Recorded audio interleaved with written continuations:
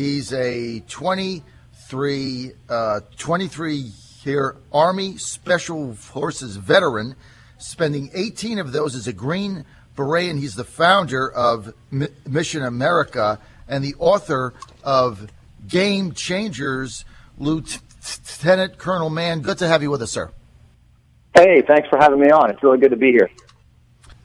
You had a chance to see President Obama's speech on Sunday night, Lieutenant Colonel Mann. What did you make of it? Well, I did see it, and again, thanks for having me. And I was pretty underwhelmed by it. I was really leaning forward, hoping to hear something that would at least indicate a meaningful pivot toward protecting our folks at home. After just year after year of degrading here, and I didn't hear anything that told me that President Obama and his administration is going to make any meaningful changes in dealing with the growing threat of ISIS, and it is growing. So, what do we do? I mean, he said he had no really plan for dealing with it other than we shouldn't be discriminating against Muslims. We shouldn't call it a war on Islam.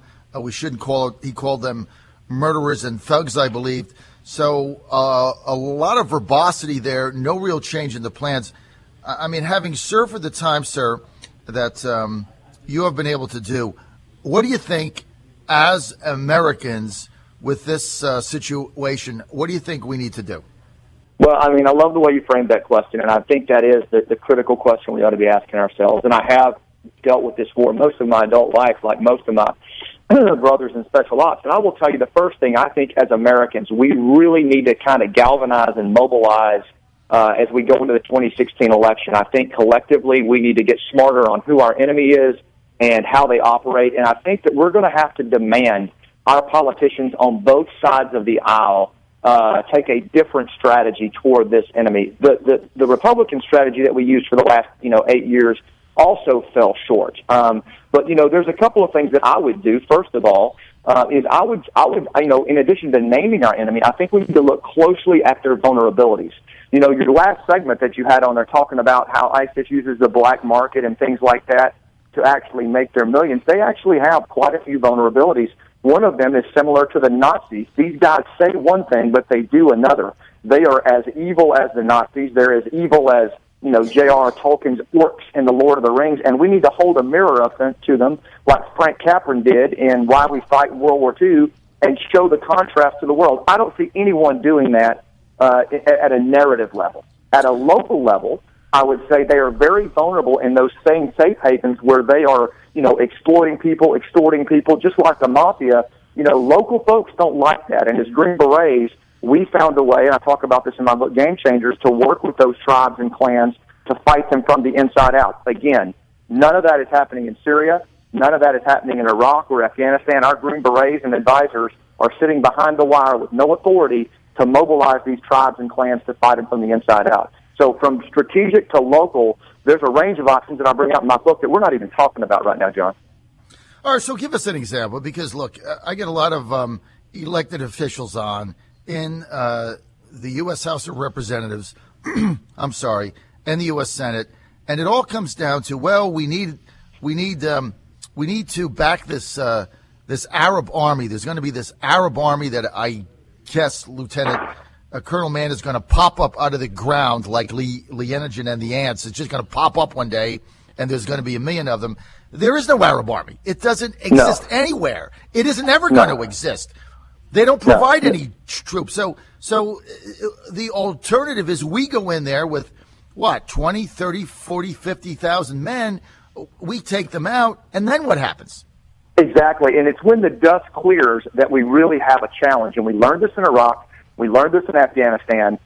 In 2005, 2006, I talk about in my book, we were spending $16 million for every Taliban killed. We can't do that again. We have to look at what their real vulnerabilities are, what the realities are of the Middle Eastern world, and the realities are that most of these places where these animals set up shop are tribal clan societies, and there are quite a few folks in there that are actively resisting them. And they simply need some quality advisors in there to help push from the bottom up. This is what ISIS does. This is what Al-Qaeda does, and this is why they're terrified of this approach. It means, yes, it does mean boots on the ground, but they're a different kind of boots. We've been doing this in the Philippines, Guatemala, El Salvador, Colombia for decades. For some reason, we are not looking at this at all as a post 9/11 solution, and it baffles me because we have a historical precedent of fighting these kinds of small wars in the shadows with a meaningful, persistent presence. But we don't even have the authorities to work with the Sunnis right now in Iraq, and it's crazy. Yesterday, Donald Trump, running for president, Republican front runner, basically said we need to put a moratorium on all Muslims coming into the United States until we figure this out. What say you? I'm not sure I go to that extent. I do think we need to look at travel restrictions. I think, first of all, putting a restriction on Muslims, which is, a religion, not a point of origin. I'm just not sure I buy into that yet. And I'm not sure, also, as a special forces guy, my first thing is that plan viable, feasible, and executable? And if it's not, even if it's well intended, it's not a plan. It's just a political statement. So I don't think we necessarily need to go to that degree. I do think that Trump is saying the right things about what we need to do. For example, we know for a fact that ISIS, in many ways, abuses children. We know that they trade children, that there's sex and human trafficking going on, right? Why not have the Justice Department, anyone that goes over to work with ISIS is immediately added to the child offender sex list? You talk about these young men and women that are thinking about going over to get their gun on. With the knowledge of that adds some serious weight to things.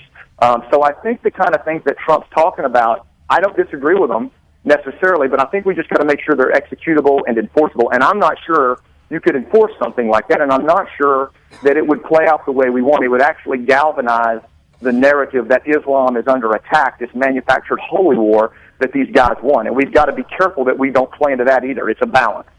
And we want to thank the Lieutenant Colonel for being with us again. Game changers on Amazon. Thanks for being with us, sir. Hey, thanks a lot.